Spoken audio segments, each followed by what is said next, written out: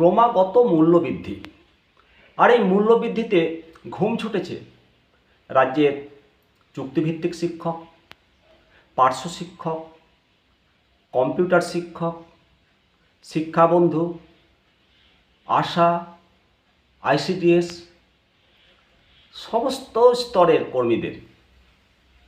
এত কম মাইনে, বাড়িতে একাধিক পোষ্য, সংসার চলবে কিভাবে? এই সমস্ত চিন্তাভাবনা হৃদয়কে নাড়া দেয়। তাই বুঝি এবারে রাজ্য কম্পিউটার শিক্ষকদের ভাতা বৃদ্ধি করল। অনেকদিন পর 7,000 টাকা ভাতা বাড়িয়েছে, খুব ভালো কথা। আর এই প্রসঙ্গে আইসিটি কম্পিউটার ওয়েলফেয়ার অ্যাসোসিয়েশনের স্টেট কমিটির সদস্য ভূপেশ কেশ উনি জানিয়েছেন যে ক্রমবর্ধমান মূল্যবৃদ্ধির বাজারে যে ভাতা এতদিন দেওয়া হতো তা দিয়ে সংসার চালানো একেবারেই সহজসাধ্য ছিল না। সত্যি, শুধু কম্পিউটার শিক্ষক নয়, পার্শ্ব শিক্ষক, শিক্ষাবন্ধু, অঙ্গনওয়াড়ি কর্মী, আইসিডিএস কর্মী, এদেরও সংসার চালানো কষ্টকর। রাজ্যে কম্পিউটার শিক্ষকদের তাদের মাসিক ভাতা ছিল 10,990 টাকা, প্রায় পার্শ্ব শিক্ষকদের সমান। এবার ট্রেনারদের অভিজ্ঞতার ভিত্তিতে ধাপে ধাপে ভাতা বাড়ালো রাজ্য সরকার, যা নিঃসন্দেহে প্রশংসনীয়। রাজ্য সরকারের সমস্ত বিভাগের চুক্তিভিত্তিক আইসিটি কম্পিউটার শিক্ষকদের ভাতা বাড়িয়ে বিজ্ঞপ্তি জারি করেছে রাজ্য সরকার, অভিনন্দনযোগ্য। এবং কোনো কর্মী 5 বছর ধরে টানা যদি কাজ করেন তাদের বেসিক বেতন হবে 21,000 টাকা। অথচ পার্শ্ব শিক্ষকরা দীর্ঘদিন ধরে কাজ করছে, সেই তিমিরেই পড়ে আছে। তারা দীর্ঘদিন থেকে তাদের দাবি যে 25 থেকে 30,000 টাকা তাদেরকে বেতন দিতে হবে কম করে। কে শোনে তাদের দুঃখের কথা?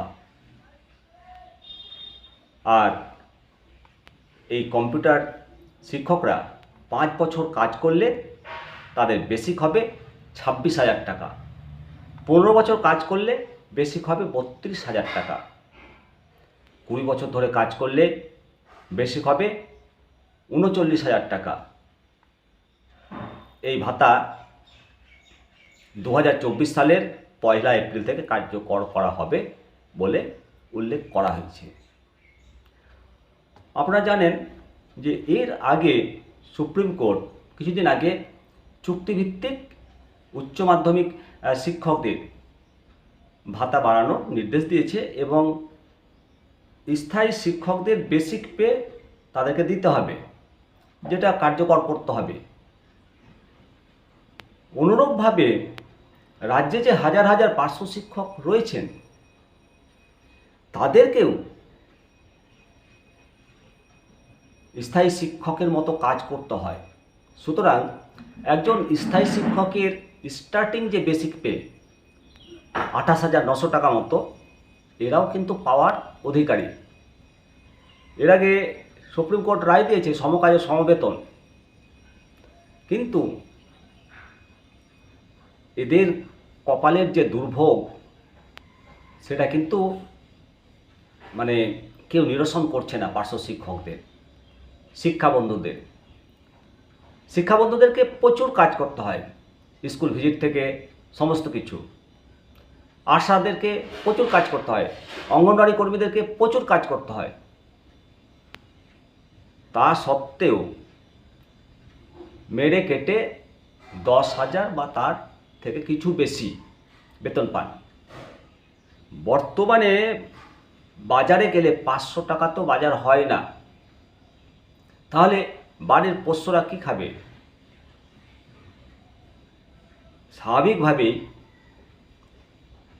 এই সমস্ত শিক্ষক, বিশেষ করে পার্শ্ব শিক্ষকরা, এরা দীর্ঘদিন ধরে কাজ করছে এবং সহকারী শিক্ষকের মতো টাইম টু টাইম তারা বিদ্যালয়ে যান, ছাত্রছাত্রীদেরকে পড়াশোনা করান। আমরা দেখেছি, শিক্ষাবন্ধুদের কাজ আমরা দেখেছি, পরখ করেছি।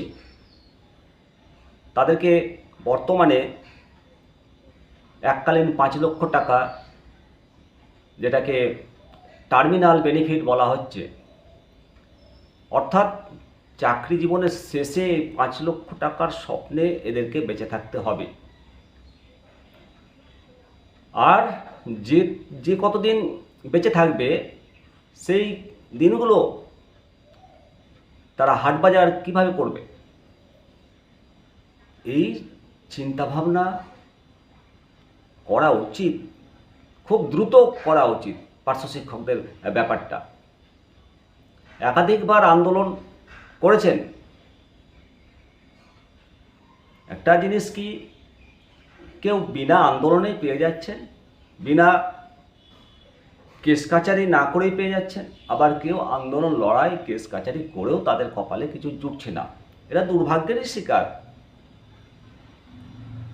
তাই শিক্ষার স্বার্থে প্রাথমিক শিক্ষাকে আরও শক্তিশালী করার স্বার্থে পার্শ্ব শিক্ষকদের এবং শিক্ষাবন্ধুদের ভূমিকা আছে। সমস্ত কিছু মাথায় রেখে এদের উন্নয়ন করা দরকার। আর এরা যেন বঞ্চিত না হয় সে ব্যাপারটা দেখা দরকার। খুব দ্রুত 2024-এ পার্শ্ব শিক্ষকদের যদি বেতন বাড়াতে পারেন রাজ্য সরকার, তাহলে এর থেকে ভালো কিছু হতে পারে না। অনুরূপভাবে কেন্দ্র সরকারেরও উচিত এই সমস্ত পার্শ্ব শিক্ষক, ভিআরপি, শিক্ষাবন্ধু, আশা, অঙ্গনওয়াড়ি সকলের দৈনন্দিন জীবনের হাট বাজার করতে যে টাকাটা লাগে সেই টাকাটা তাদেরকে পারিশ্রমিক হিসেবে দেওয়া হোক। তাতেই ওনারা আশা করি সন্তুষ্ট হবেন। বেঁচে থাকতে গেলে, প্রতিদিনের হাট বাজার করতে গেলে এখন 500 টাকা তো হয় না, 700-800 টাকা লাগে। আপনারা আজকের প্রতিবেদনে যিনারা সময় দিলেন, অবশ্যই এটি কমেন্ট করবেন যে পার্শ্ব শিক্ষকদের বেতন বাড়ানো, শিক্ষাবন্ধুদের বেতন বাড়ানো, আশা অঙ্গনওয়াড়ি কর্মীদের বেতন বাড়ানো যথার্থ কিনা। মানুষের চাহিদার শেষ নেই, কিন্তু ন্যূনতম চাহিদাগুলো ফুলফিল তো করতেই হবে। আর তার দায়বদ্ধতা অবশ্যই দেশের এবং রাজ্যের, এই দায় অস্বীকার করতে পারি না। তাই রাজ্যে এত উন্নয়ন, এত অগ্রগতি,